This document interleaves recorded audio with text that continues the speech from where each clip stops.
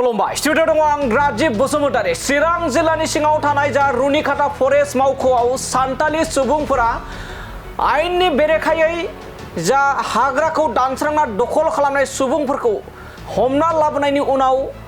गोबां सान्थालि सुबुंफोरा रुनिकाटा फरेस्ट मावख'खौ दुंहाव थासारि खालामनानै बुफाय बुसि खालामनायजों लोगोसे सावग्लुंजोबनानै हाथियार सेना लांनायनि उनावनो बे समाव दावराव देख्रेब नार्जारिनि दैदेननाय बिथांमोननि हानजाया गोख्रों दाबि खालामनायजों लोगोसे बे समाव गोसोखां बिलाइ गथायदों। नंगौ, बे समाव हाग्रामा महिलारि बिथांनि सायावबो आसि थुनानै बाथ्रा बुंदों दावराव देख्रेब नार्जारि बिथाङा फोरमायदों बिटिसि हाग्रा बिफाननि गोहोआ बिटिसिनि आखायावनो दं। नंगौ, थारैनो बे समाव नोंथांमोना हाग्रामा महिलारि बिथांनि बुंनाय आरो दावराव देख्रेब नार्जारि बिथांमोननि बुंनायनि गेजेराव गोबां फारागथिखौ नोंथांमोना रोखा नुनानै मोनखाबाय, जेराव बिटिसिनि चिफ हाग्रामा महिलारि बिथाङा जा रुनिकाटानि दुंहाव थासारि बे दुंहाव थासारिनि समावनो मा बुंदोंमोन बेखौ आं बुङाब्लाबो नोंथांमोना बयबो मिथिगौ।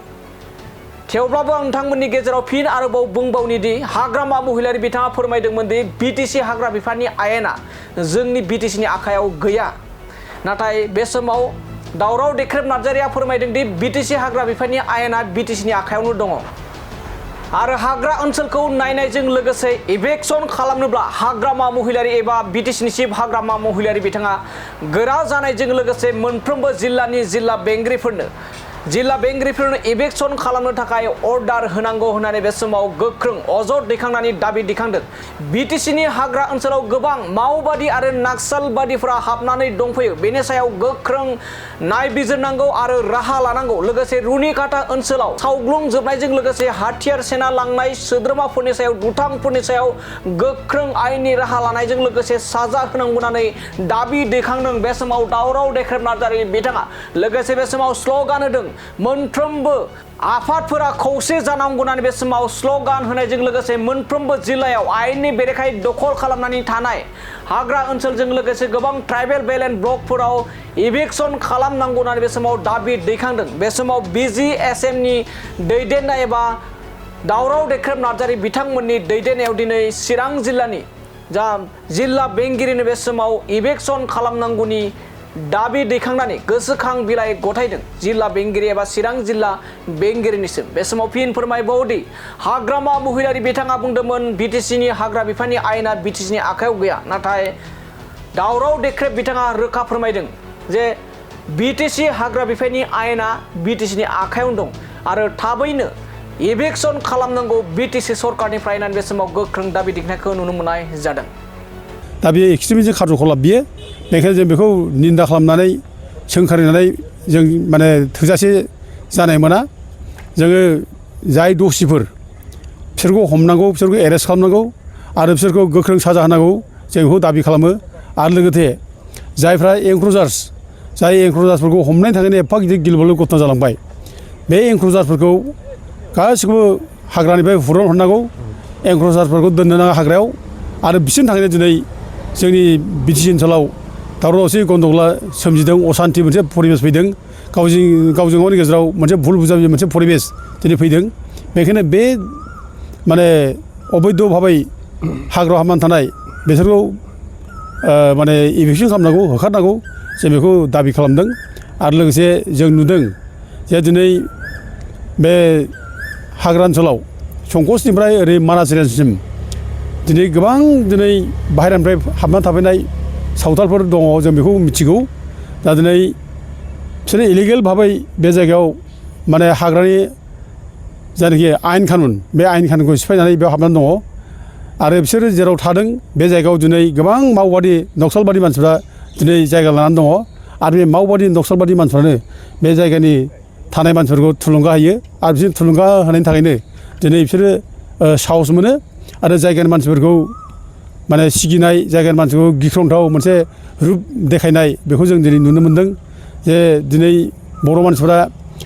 नाहा थांग्रा मैहा थांग्रा हाग्रा बंग्रा बन खननानै लायनो थाङो। दा बिसोरबो दिनै बिसोरनि गामिथिं थांनो मोनला, बिसोरखौ जायगा होबथानाय जों बेखौ खोनादों मिथिदों। जायगानि मानसिफ्रा जोंनो कमप्लेन होदों। दा बेफोर माने थांहोयैनि खारना बेनो जे बे जायगायाव गाज्रि मानसिफोर दङ, बे गाज्रि मानसिफोरा एक्सप'ज जागोन जोंनि बाहेरा मानसिफोर थांब्ला। बेखायनो बाहेरानि मानसिखौ थांहोआ बे जिनिसखौ जों दिनै रोखा मिथिनो मोनदों दा नक्सालबादि मावबादि मानसिफोर थायो बे बाथ्रा आं बुंनाय बाथ्रा नङा बेखौ अलरेडि पुलिस बिफानानो पुलिसफ्रानो अलरेडि बेखौ बुंनाय जाबाय थांनाय मास मोनथामसोनि सिगां बे क'क्राझार सालाकाटि रेलवे ट्रेकआव जायनाखि बमा होदों बेखौ मावबादिया होदों होननानै पुलिसफ्रा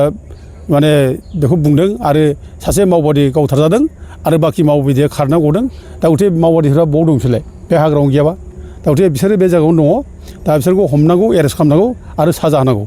आरो लोगोसे जों दिनै नुगासिनो दं दिनै बे जायगायाव जायनाखि झारखन्डनिफ्राय फैनाय बाहेरनिफ्राय फैनाय मानसि दं होनना बुंदों दा जों ओरैनो मिथियो जे गोबां मानसिफ्रा बे जायगायाव जायफ्रा दङ बिसोरो बे जायगानि भाषाजों खुनु सोमोन्दो गैया हारसा भाषा रोङा असमिया भाषा रोङा बिसोर हिन्दी रायलायो दा बेफोरावनो हमहायो बिसोर बे जायगानि मानसि नङा बेनिखायनो बिसोरबादि मानसिखौ थाबैनो सिनाक्ट खालामनांगौ आरो दिहुननानै बिसोरखौ एरेस्ट खालामनांगौ आरो जेसेबां इलिगेल भाबै हाग्रायाव हाबनानै दं बिसोरखौ होखारनांगौ जों बेखौ दाबि खालामो आरो जायनाखि फरेस्ट राइट्स एक्ट जायनाखि 2006 बे आयेन बादिबा 13 डिसेम्बर 2005नि समनि मोनथाम जेनेरेसन थानाय जानांगौ बे जायफ्रा हेबिचुयेल फरेस्ट दुइलासफोर जेनेबा सावथालफोर नेपालिफोर गुबुन जाथिफोर बिसोरखौ बुंनाय जादों 13 डिसेम्बर 2005नि सिगां मोनथाम जेनेरेसन थानाय जानांगौ मोनसे जेनेरेसनाव 25 बोसोर 75 बोसोर थानाय जानांगौ 75 बोसोरनि बाथ्रा बुङोब्ला माने 1931 सन जानांगौ बे 1931 सनाव बिसोरो बे जायगायाव दंना गैयामोन बेखौ दिनै नायनांगौ दा गथे 1931 सनाव बिसोर बे जायगायाव गैयाब्ला बिसोर बे जायगायाव थानायनि बिसोर अधिकार गैया बिसोर फरेस्ट राइट्स एक्टजों बिसोर माने गनायजानाय मानसि नङा बेखौ बिसोर होखारनांगौ जों बेखौ एस पार माने फरेस्ट राइट्स एक्ट जों बेखौ दाबि खालामो आरो लोगोसे जाने कनजारभेसन एक्ट 1980 बे कनजारभेसन एक्ट 1980 बादियै बे हाग्रायाव खुनु धरनै जाहाथे हा हु होआ रावनोबो हा हु होआ हा हु होनायनि खुनु अधिकार गैया बिफां लाइफां दाननायनि अधिकार गैया दा बिसोर बिटिसिनिफ्रायबो जाहाथे खुनु रावनोबो हा हु होआ फरेस्ट माने कनजारभेसन एक्ट 1980 रुल्स बादियै जाहाथे रावनोबो हा होआ रावनोबो बिफां लाइफां दानो स्कप होआ जों बेखौ बिटिसिखौ खावलायो आरो बे बिटिसिया फरेस्टखौ नायनांगौ फरेस्ट बिफाना बिटिसिनि आन्दार माने कन्ट्रलाव दङ बे ट्रेन्सफार साबजेक्ट फरेस्टआ बिटिसिनि दा गथे गासिबो नायनांगौ दायथ'आ बिटिसिनि दा 1976 आव भारत कन्स्टिटिउसनखौ 42nd एमेन्डमेन्ट खालामनाय जादों 42 एमेन्डमेन्ट 1976 आव जादों भारतनि माने संबिदा आरो बे 42nd एमेन्डमेन्टनि गेजेरजोंनो फरेस्टखौ कनकारेन्ट लिस्टआव दोननाय जादों कनकारेन्ट लिस्ट दोननायाव माने फरेस्टआ सेन्ट्रेल गभर्नमेन्टनि आखायाव थादों सेन्ट्रेल गभर्नमेन्टनि आरो बे फरेस्टनि जेसेबां मोजां गाज्रि नायनाय हाग्रा बंग्रा सोरबा सिफायदोंबा बेखौ होबथानाय हाग्रा दानदोंबा होबथानाय सोरबा हा सेना लादोंबा होबथानाय ओमफ्राय सोरबा एनक्ल'ज खालामदोंबा होबथानाय ओमफ्राय सोरबा जिब जुनार गावथारदों बुथारदों बेखौ होबथानाय बिनि दायथ'आ